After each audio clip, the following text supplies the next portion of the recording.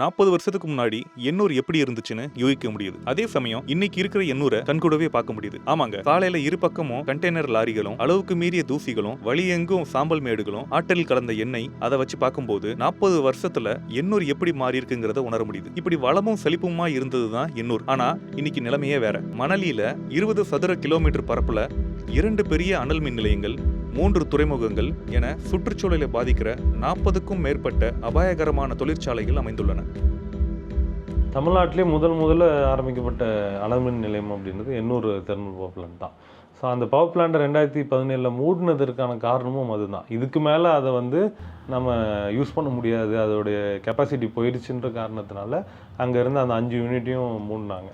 அப்போ மூடினதுக்கு பிற்பாடு அந்த இடத்தில் புதிதாக இப்போ அனல் மின் நிலையத்தை விரிவாக்க திட்டம் அப்படின்ற பேரில் கொண்டு வராங்க. இதுக்கு முன்னாடி 45 வருஷத்துக்கு முன்னாடி இந்த அனல் மின்சாரம் வரும்போது அது ஒரு வளர்ச்சியாக பார்க்கப்பட்டுச்சு. அந்த நேரத்தில் கரண்ட் எடுக்க நமக்கு அதுதான் பெஸ்ட் ஆப்ஷனாக இருந்தது. ஆனால் இனிமேயும் அது ஒரு வளர்ச்சி கிடையாது.